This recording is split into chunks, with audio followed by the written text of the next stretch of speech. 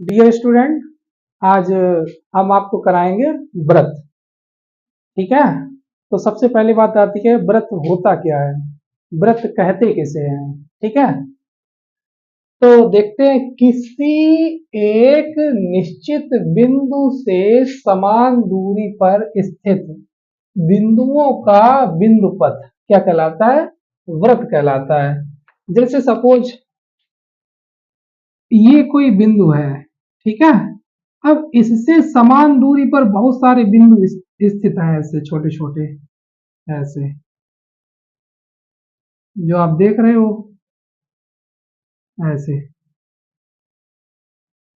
ठीक है, अब इन सबको मिला दिया जाए, ऐसे हम इन सबको मिलाएं। ठीक है, एक निश्चित बिंदु, ये निश्चित बिंदु हो गया।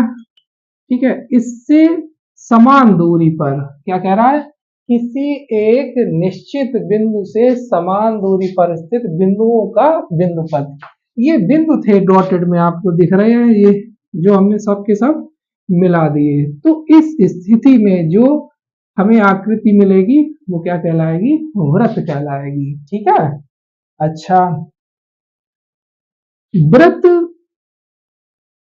का केंद्र सी ले लें, और अगर हम व्रत पर ए बिंदु ले लें। ठीक है, अब ए बिंदु ये कहीं पर भी हो, ये यहाँ यहाँ यहाँ यहाँ कहीं पे भी हो सकता है। ठीक है, तो हम कह सकते हैं सी ए इक्वल टू आर, और आर क्या है, इसी को हम क्या बोलेंगे, व्रत की त्रिज्या।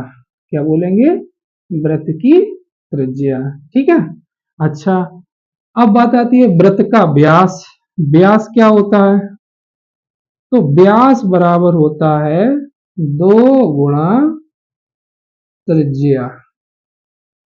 ठीक है, 2 गुणा त्रिज्या, अर्थात ये पूरी दूरी, ये पूरी दूरी क्या कहलाएगी, व्रत का व्यास कहलाएगी। चित्र में अगर हम देखें तो ए डैश जो दूरी है वो 2 और त्रिज्या आर, यानी कि 2r के इक्वल होगी। किसके इक्वल होगी, 2r के। तो ये क्या हो गया, व्रत का व्यास हो गया। ठीक है, अच्छा, अब बात आती है व्रत का क्षेत्रफल। व्रत का क्षेत्रफल, तो व्रत का क्षेत्रफल क्या होता है, पाई आर स्क्वायर। क्या होता है, पाई आर स्क्वायर। अच्छा, एक चीज और बात पूछते हैं आपसे,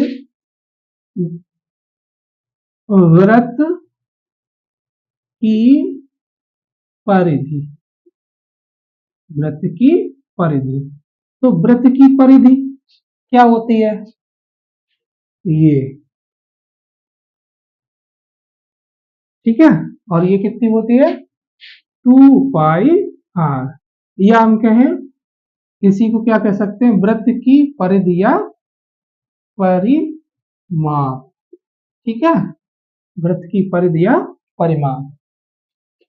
तो इस तरीके से हमने क्या सीख लिया आज, व्रत किसे कहते हैं। ठीक है, हमने क्या बताया, किसी एक निश्चित बिंदु से समान दूरी पर स्थित बिंदुओं का बिंदुपथ व्रत कहलाता है। ठीक है, अच्छा, अब बात आती है व्यास। व्यास क्या होता है, त्रिज्या का 2 गुना। ठीक है, अच्छा, व्रत का क्षेत्रफल कहें तो पाई आर स्क्वायर। व्रत की परिधि या परिमाप एक ही बात है, वो क्या होती है, 2 पाई आर। जहां आप देख सकते हो पाई की वैल्यू, पाई की वैल्यू क्या होगी, 22/7। क्या होगी, 22/7। तो हम आशा करते हैं आपको इतनी बात व्रत से संबंधित समझ में आ गई होगी। धन्यवाद।